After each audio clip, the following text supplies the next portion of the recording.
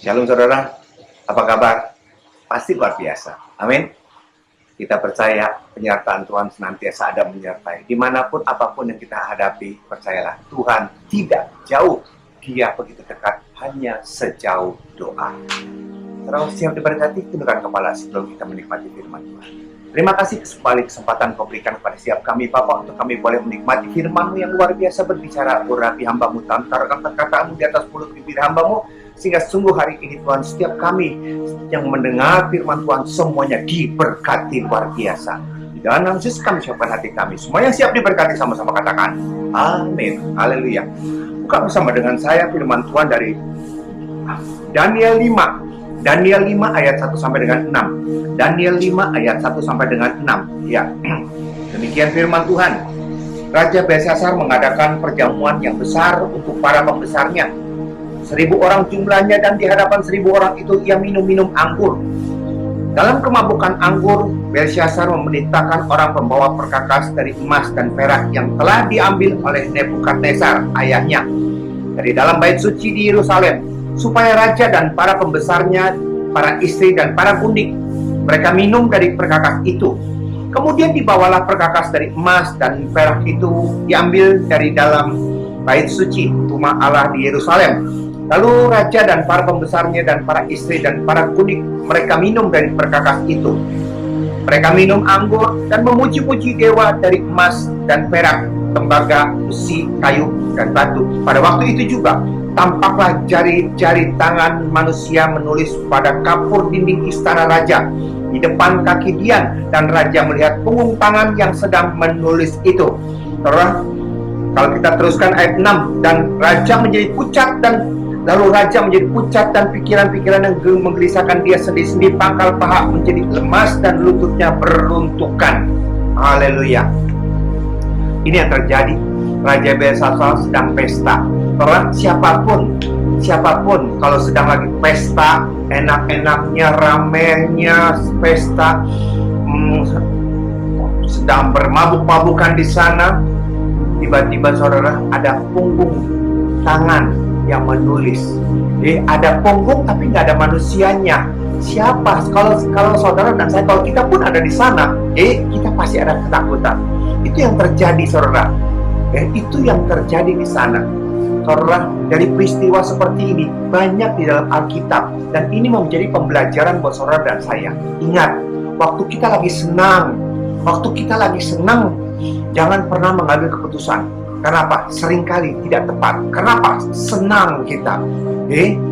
Kita tidak lagi berpikir dengan jernih. Apalagi kalau kita lagi marah, lagi emosi, jangan pernah mengambil keputusan. Sering di dalam Alkitab, sering yang kita alami adalah orang lagi emosi, dia lagi marah, ambil keputusan, seringnya adalah salah. Apalagi kalau lagi mabuk, dia tidak bisa berpikir lagi dengan jernih. Itu yang terjadi. Banyak dalam Alkitab kejadian-kejadian yang fatal terjadi. Itu keputusan yang diambil waktu dia lagi senang, waktu dia mabuk-mabukan, waktu dia lagi emosi, waktu dia lagi ketakutan. Saudara, kita lihat contohnya. Bukan saja di situ, kita lihat dalam Ester 1 ayat 10. Saudara, kita lihat Ester 1 kita lihat ayat 10 dan 11.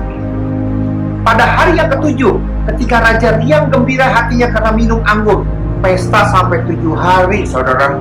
Minum anggur, bertitahlah Baginda kepada Mehuman, Biztha, Harbona, Bigtha, Abagtha, Setar, dan Karkas, yakni ketujuh sida-sida yang bertugas di hadapan Raja Ahasiweros, supaya mereka membawa Wasti, sang ratu, dengan memakai mahkota kerajaan menghadap raja untuk memperlihatkan kecantikannya kepada sekalian rakyat dan pembesar-pembesar, karena sang ratu sangat elok rupanya. Ini saudara yang terjadi. Zaman dulu ratu itu tidak bisa dipertontonkan. Kalau raja dan ratu lewat itu orang nunduk semuanya. Dan hari ini waktu dia lagi pesta, waktu dia lagi mabuk, dia ingin memanggil istrinya Wasti untuk mempertontonkan kecantikannya. Dan dari cerita yang kita lihat, Wasti Permaisuri tidak bersedia. Karena dia tidak bersedia, semua pembesar-pembesar di sana berkata, ini nggak bisa jadi contoh yang baik, masa ibu negara bisa seperti ini, dan nanti gimana istri-istri kami? Dia sudah kandungan seperti itu, daripada dia malu. Saudara, yang terjadi, dia ceraikan istrinya. Ini yang terjadi. Kapan? Waktu dia senang, waktu dia lagi mabuk. Hati-hati. Ini yang terjadi. Kita lihat lagi Matius 14. Banyak hal yang terjadi waktu lagi senang, waktu lagi bahagia, waktu lagi emosi. Matius, kita lihat di dalam Matius, saudara. Matius 14, kita lihat ayat 6 dan 9. Tetapi pada hari ulang tahun Herodes, lihat ulang tahun Herodes, tentu lagi bahagia. Menarilah anak perempuan Herodias di tengah-tengah mereka dan menyukakan hati Herodes. Senang dia melihat, melihat anak tirinya nari dan luar biasa, sehingga Herodes bersumpah akan memberikan kepadanya apa saja yang dimintanya. Lagi senang dia mengeluarkan perkataan seperti itu. Tetapi ini kesempatan dipakai oleh Herodias. Apa yang diminta? Kepala Yohanes Pembaptis. Itulah yang terjadi, saudara. Itulah yang terjadi waktu kita lagi senang, waktu kita lagi happy, waktu kita bahagia, waktu kita lagi emosi. Jangan pernah mengambil keputusan. Kenapa? Seringkali salah keputusannya. Tidak berpikir secara jernih, apalagi dalam keadaan mabuk. Seringkali hal itu terjadi. Saudara, hari ini kita mau belajar sama-sama. Tidak ada perkara kebetulan. Itu judul khotbah saya hari ini. Apa, saudara? Tidak ada perkara yang kebetulan. Kenapa Belsasar lagi pesta, tiba-tiba ada punggung tangan di sana, ada tulisan di sana, Bene tekel urvasin. Ada apa sebenarnya? Kenapa bisa ada itu semuanya? Saudara, ini yang terjadi. Tidak ada perkara yang kebetulan. Segala sesuatu di bawah rancangan daripada Tuhan. Kenapa semuanya itu terjadi? Saudara, lihat ayat keduanya di dalam Daniel 5. Saudara, kita lihat di dalam Daniel 5 ayat 2. Daniel 5 ayat 2. Dalam kemabukan anggur, Belsasar menitahkan orang membawa perkakas dari emas dan perak yang telah diambil oleh Nebukadnezar ayahnya dari dalam bait suci di Yerusalem, supaya raja dan para pembesar, para istri, para gundik, mereka minum dari perkakas itu. Ini yang terjadi. Ini puncak daripada kesabaran daripada Allah. Tidak ada perkara yang kebetulan terjadi. Kenapa ada punggung yang menulis Mene tekel upharsin? Kenapa waktu ada pesta ada hal seperti itu? Saudara, ini yang terjadi. Karena raja tidak pernah memandang hina, melanggar kekudusan daripada Allah. Barang-barang yang diambil, yang direbut oleh rajanya Nebukadnezar, barang-barang kudus yang dipersiapkan hanya untuk Tuhan, tapi dipakai oleh siapa? Raja, pembesar, istri, gundik. Demikian rendahnya, saudara. Itu yang terjadi. Tidak ada perkara yang kebetulan. Saudara, maaf, kalau hari ini kau sakit, tidak ada perkara yang kebetulan tiba-tiba kau sakit. Kalau hari ini kau bangkrut, hari ini kau punya hutang, hari ini kau dikejar-kejar oleh hutang, dikejar-kejar oleh debt collector.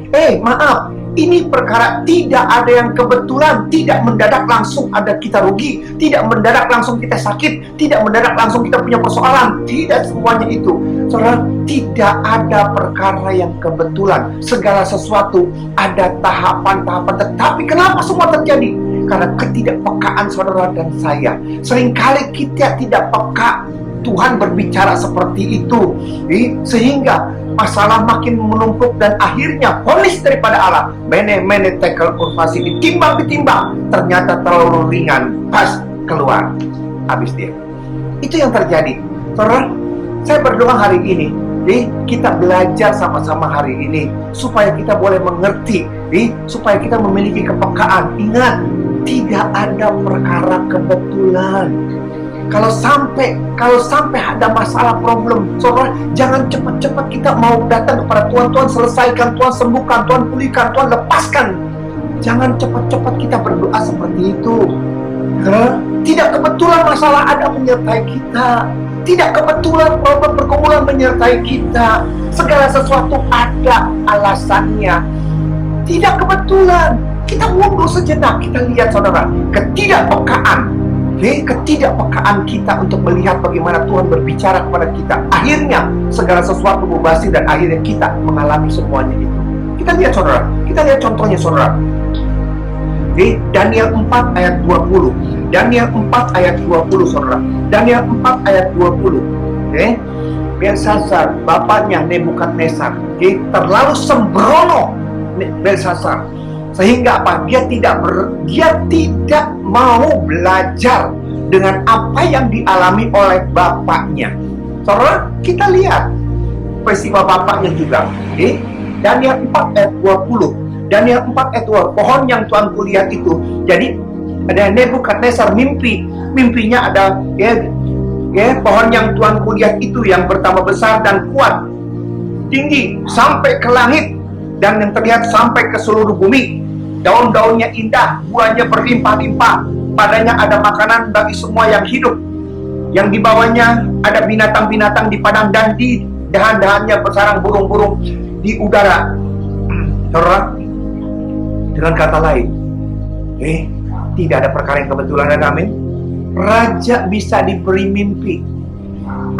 Ada pohon yang besar, tinggi, besar, kokoh, gagah, bercabang, berdaun, lebat, banyak buahnya, dan banyak binatang ada di sana.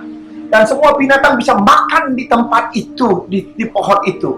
Itu luar biasa. Tetapi saudara, firman-Nya berkata 23, tentang hal itu tuanku raja, seorang penjaga, seorang kudus yang turun dari langit sambil berkata, tebanglah pohon ini dan binasakanlah dia, tapi biarkanlah tunggulnya ada di dalam tanahnya. Orang disuruh tebang itu semua.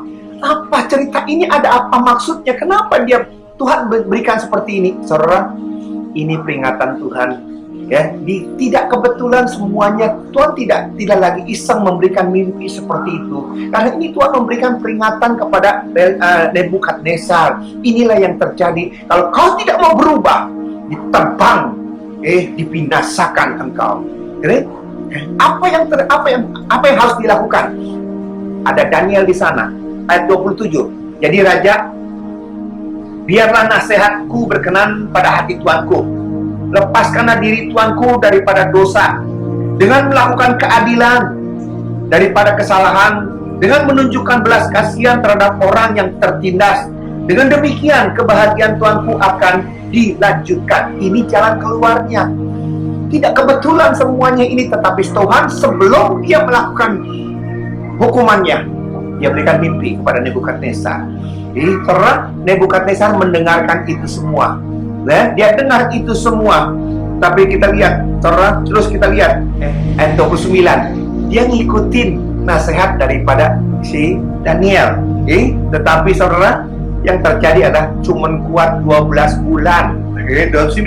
Sebab setelah lewat 12 bulan, ketika dia sedang berjalan-jalan di atas istana raja di Babel, lihat 12 bulan begitu masuk ke sananya, dia di atas istana, dia berkata gini, berkata, bukankah itu Babel yang besar itu? Dan dengan kekuatan kuasaku dan untuk kemuliaan kebesaranku telah kubangun menjadi kota kerajaan. Lihat, dia menyombongkan diri, dia mengangkat, meninggikan diri dia. Raja belum habis bicara, ketika suatu suara dari langit, kepadamu dinyatakan, ya Raja Nebukadnezar, bahwa kerajaan telah beralih daripadamu. Engkau akan dihalau dari antara manusia, dan tempat tinggalmu akan ada di antara binatang-binatang di padang. Kepadamu akan diberikan makanan rumput seperti kepada lembu, dan demikian akan berlaku atasmu sampai 7 masa berlalu, sehingga engkau mengakui bahwa Yang Maha Tinggi berkuasa atas kerajaan manusia dan memberikannya kepada siapa yang dikehendakinya. Lihat saudara, tidak kebetulan semuanya ini boleh terjadi. Tuhan sebelum memberikan vonisnya, dia berikan dia mimpi. Tapi ketidakpekaan kita, dia berpikir ini buah mimpi, ini merupakan kebiasaan orang semata-mata. Kebiasaan kalau tidur mimpi, ini mungkin bunga mimpi. Tapi itulah yang terjadi. Daniel berkata, rendahkan dirimu. Di ayat 27. Tolong lihat di ayat 27. Ayat 27, kita ulang 27. Biarlah nasihatku berkenan dari hati Tuanku. Lepaskanlah diri Tuanku daripada dosa dengan melakukan keadilan, daripada kesalahan dengan menunjukkan belas kasihan terhadap orang yang tertindas. Dengan demikian kebahagiaan Tuanmu akan dilanjutkan. Saudara, ini yang terjadi. Dan dia tidak melakukannya. Dan akhirnya, saudara, dia jadi seperti binatang. Dia jadi seperti binatang. Itu yang terjadi. Tidak ada perkara kebetulan. Semuanya tidak ada yang kebetulan. Tuhan punya rancangan yang baik, yang luar biasa. Tuhan ingin saudara dan saya kita bertobat. Kita datang kepada Dia untuk kita melihat bagaimana Dia bekerja memberkati saudara dan saya. Kita lihat contohnya lagi yang kedua. Kita lihat dari contoh Keluaran 11. Kita lihat ayat 9 dan 10. Berfirmanlah Tuhan kepada Musa, Firaun tidak akan mendengarkan kamu, supaya mujizat-mujizat yang kubuat bertambah banyak di tanah Mesir. Musa dan Harun telah melakukan segala mujizat di hadapan Firaun, tetapi Tuhan mengeraskan hati Firaun sehingga tidak membiarkan orang Israel pergi dari negerinya. Saudara, timbulkan pertanyaan di dalam diri setiap kita. Kenapa sih Tuhan? Kenapa sih Tuhan harus 10 tulah? Kenapa sih Tuhan mengeraskan hati Firaun? Sekali aja sudah cukup mudah membuat umat Israel pergi keluar daripada Mesir. Kenapa mesti Tuhan mengeraskan hatinya dia? Tidak ada perkara yang kebetulan. Saudara, jangan kita diperalat seperti Firaun. Kita cuma jadi tumbalnya saja Tuhan. Tujuannya adalah dengan Firaun keras hatinya, makin banyak mujizat yang Tuhan bisa nyatakan. Kalau cuma 2 kali, cuma 2 kali, tapi kalau 10 kali, 10 mujizat, bisa Tuhan nyatakan. Tujuannya cuma satu, saudara. Supaya apa? Orang-orang Israel itu kan baru pertama kali mengenal, dipimpin oleh Tuhan. Supaya mereka tuh bisa melihat siapa yang memimpin mereka, siapa yang menuntun mereka di padang gurun yang gersang. Siapa mereka? Supaya mereka bisa melihat siapa Tuhan. Tidak ada perkara kebetulan kalau Firaun dikeraskan hatinya. Yang kasihan, yang sial aja si Firaun itu. Dia dikeraskan hatinya sampai 10 kali. Dan itu berkat buat orang Israel untuk bisa melihat siapa Tuhan yang mereka layani, siapa Tuhan yang mereka ikuti. Tapi mereka tidak mengerti. Mereka seperti tontonan semata-mata. Bahkan dipertandingkan dengan orang-orang ahli sihir di sana. Musa bikin tongkat jadi ular, orang sihir juga bisa tongkat jadi ular. Ini air jadi darah, ke sungai Nil, dia juga bisa melakukan seperti itu. Tuhan memperlihatkan orang dunia, orang sihir, dengan kuasa kegelapan mereka bisa melakukan. Tetapi satu hal, tidak ada yang bisa menandingi Tuhan. Katakan amin. Supaya mata mereka bisa melihat, tidak ada yang kebetulan. Tapi yang terjadi apa? Mereka tidak pernah mau belajar, mereka tidak mau merenungkan, mereka tidak mau peka.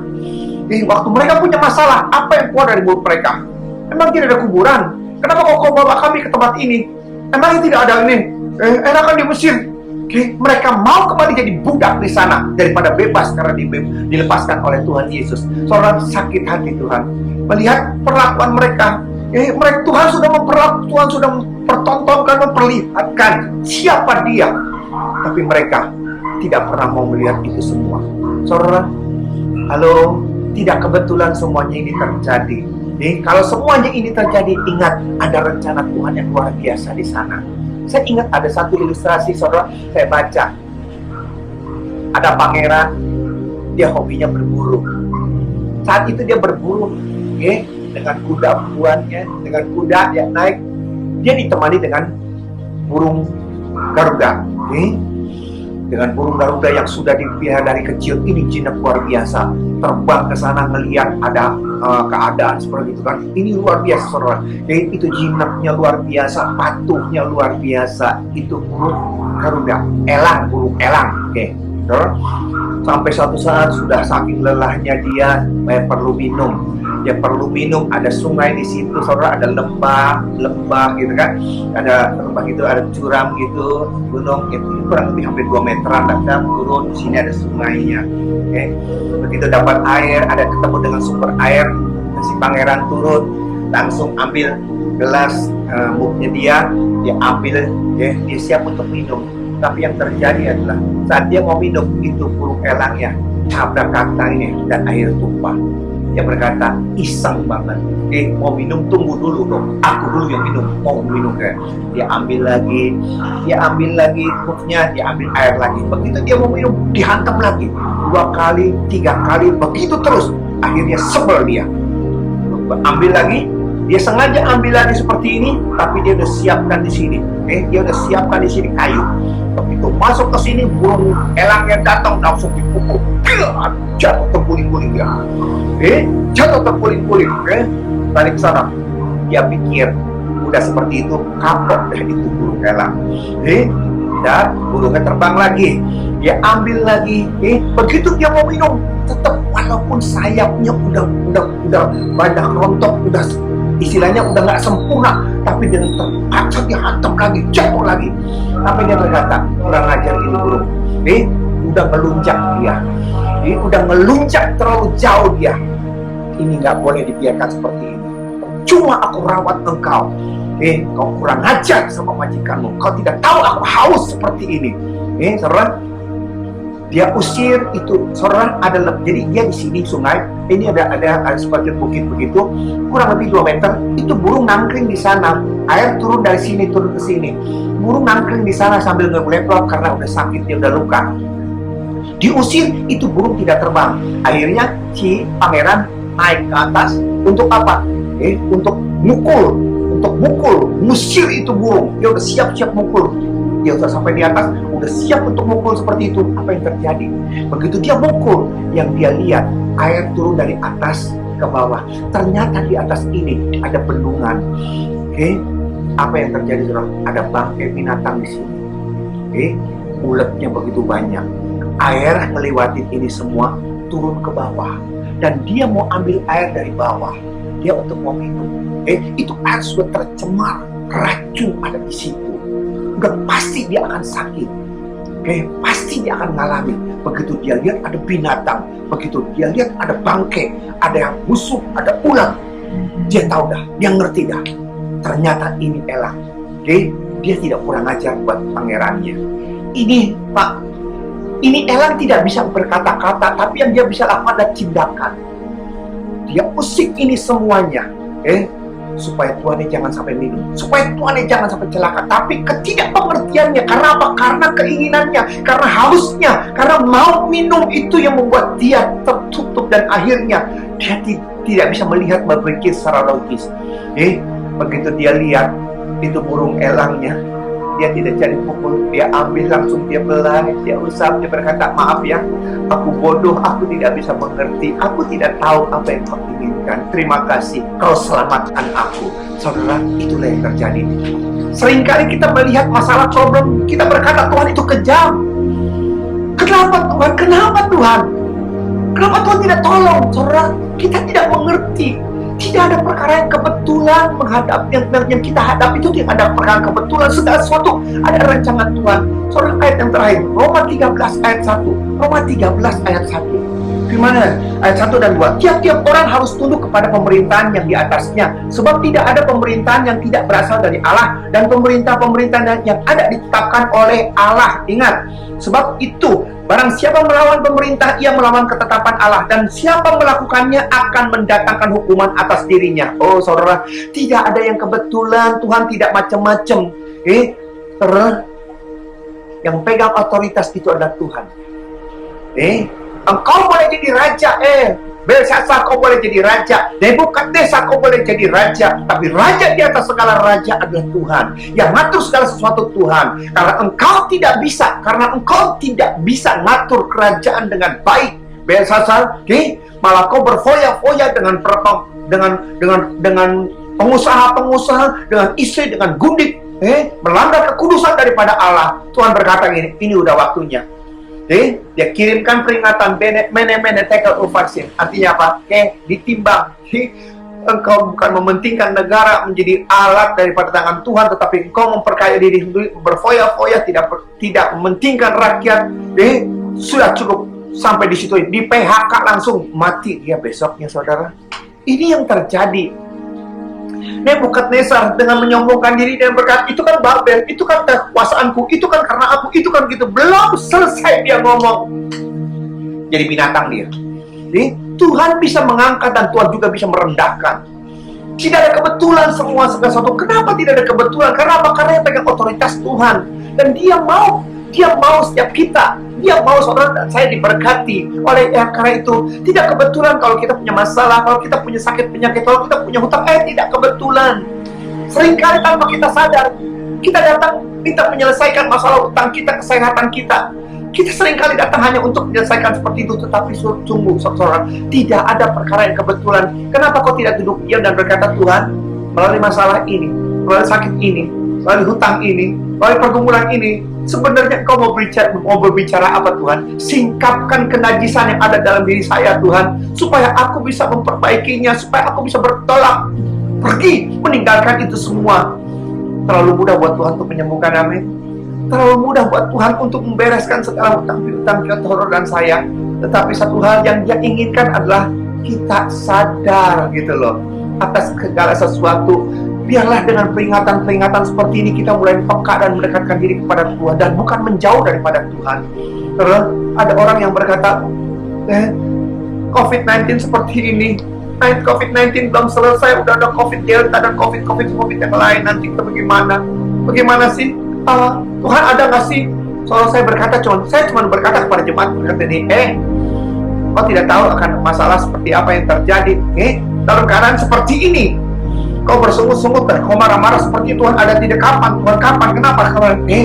Jangan bermusuhan dengan Tuhan. Dalam keadaan seperti ini, sekalipun doamu tidak dijawab, masalahmu tidak selesai, jangan bermusuhan dengan Tuhan. Kau tidak pernah maha tahu apa yang terjadi di muka. Tuhan tahu. Semuanya tidak kebetulan kok. Tuhan mau berbicara. Yang terbaik adalah duduk diam, masuk ke ruang doamu, minta tanya kepada Tuhan apa yang harus kita lakukan supaya kita tenang, percaya kita dilepaskan, kita dibebaskan. Ingat, saudara dan saya, kita berharga loh di hadapan Tuhan. Dia tebus kita dengan darah yang mahal. Tidak mungkin Dia menelantarkan saudara dan saya dan mengizinkan iblis memporak-porandakan karya Allah yang luar biasa. Oleh karena itu, saudara, percayalah, Tuhan pegang kendali. Karena tidak ada pemerintahan yang tidak daripada Tuhan. Semuanya dikuasai oleh Tuhan. Amin. Tundukkan kepada kita berdoa. Terima kasih Bapak, sebagai dari firman-Mu sudah mengingatkan pada setiap kami bahwa yang terjadi di sekeliling kami tidak ada yang kebetulan. Dan semuanya dikendalikan oleh Allah. Tidak ada satu pemerintahan pun yang tidak datang daripada Allah. Oleh karena itu Tuhan, daripada kami bersungut-sungut, daripada kami bertanya, daripada kami penasaran Tuhan mempertanyakan kenapa, kami tidak mau bermusuhan dengan Engkau. Kami mau berdamai dengan Engkau. Kami akan datang ke ruang kudus, kami akan datang ke ruang doa kami, menghampiri tahta-Mu, berdoa kepada Engkau, minta perlindungan daripada Engkau. Dan kami percaya siapapun yang mengandalkan Tuhan tidak pernah akan dikecewakan. Siapapun yang mengandalkan Tuhan tidak pernah akan dipermalukan. Terima kasih Bapak. Di dalam nama Yesus kami berdoa kepada jemaat-Mu dimanapun mereka berada. Biar Bapak penasaran mereka Tuhan. Biar hari ini mereka diingatkan, dibukakan. Untuk mereka tidak keluar daripada kasih anugerah, tetapi mendekat kepadamu, masuk ke dalam ruang doa. Mereka berdoa kepada Tuhan. Dan mereka akan melihat bagaimana penyertaan Tuhan luar biasa. Memberkati negara kami, presiden, wakil presiden, gubernur, dokter, suster, dan semua jajaran sampai yang terendah. Biar aturan pemerintah dari PPKM ini Tuhan berjalan sempurna, lancar, sehingga penyebaran daripada COVID-19 ini dapat dikendalikan dan nama Tuhan dimuliakan. Di dalam nama Yesus, kami ucap syukur untuk berkat-Mu. Haleluya. Amin. Demikian saudara firman Tuhan. Sampai jumpa dalam sesi yang akan datang. Tuhan Yesus memberkati saudara. Halo. Amin. Halo.